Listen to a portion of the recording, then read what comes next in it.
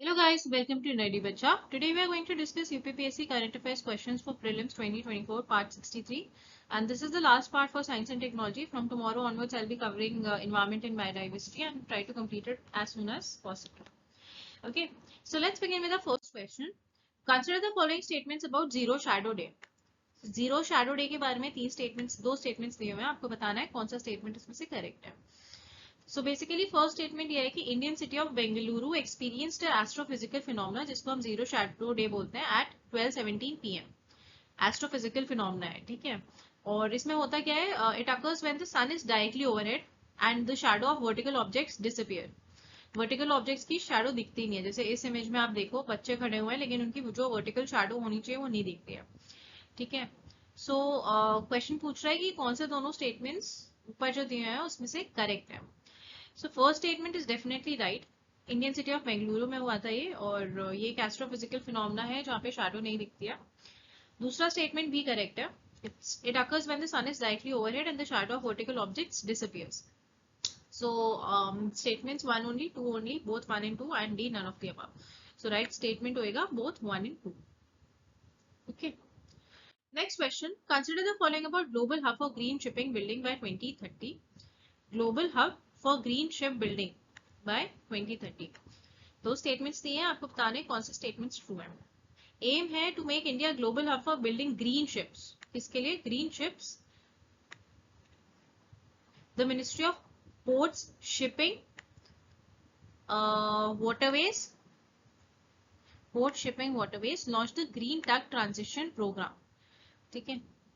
और दूसरा, the National Center of Excellence in Green Port and Shipping, acting as the nodal entity for the industry. The plan is to make India as the global hub for green building ships by 2030. National Center for Excellence in Green Port and Shipping जो है वो nodal जो है entity होगी इसके लिए, ठीक है. तो दोनों ही स्टेटमेंट्स इसमें से पूछ रहा है कौन सी ठीक है. 1 only, 2 only, both 1 and 2, D none of the above. So first statement is also right and second statement is also right. So both statements 1 and 2 are correct. Question number 3. Consider the following about phage therapy. Phage therapy के बारे में दो statements दिए हुए हैं, आपको बताने कौन से ठीक है. 6th world Congress on targeting phage therapy was successfully held on June 1 to 2, 2023 in Paris, France.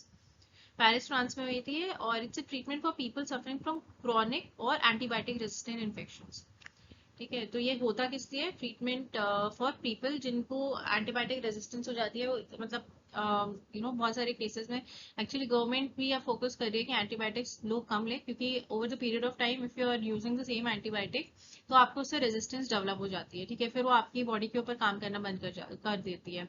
तो फेज थेरेपी उसके लिए ये क्रॉनिक या फिर एंटीबायोटिक इन्फेक्शन से जो लोग लड़ रहे हैं, ठीक है. So which of the above statements are true? 1, 2, both 1 and 2, या फिर D none of the above. So first statement is true and second statement is also true. So both the statements are true. Again I am repeating, मैं इसमें दोनों deliberately options ठीक रखती हूँ ताकि आपको याद रहे कि फेज थेरेपी थी किस लिए? एंटीबायोटिक रेजिस्टेंस के लिए. और पेरिस फ्रांस में इसकी 6th जो है कांग्रेस हुई थी, ठीक है, 2023. मान लो आपको क्वेश्चन में आ जाएगी फेज थेरेपी होती है इसलिए, तो आपको पता होना चाहिए, ठीक है. Now question number 4. First clone wild arctic wolf. पहला क्लोन वाइल्ड आर्टिक वुल्फ का क्या नाम है? माया, मायो, मीरा, मैको. तो ये इस तरीके से दिखता है. पहला क्लोन वाइल्ड आर्टिक वुल्फ है ये, और इसका नाम जो है वो है Maya. Option A. Okay. Last question. What is the objective of Axiom 4 mission. Axiom 4 mission का ऑब्जेक्टिव क्या है? ऑप्शन है आपके पास. A, to improve, the objective is to improve the streaming services. B, the objective is for better management of space equipments.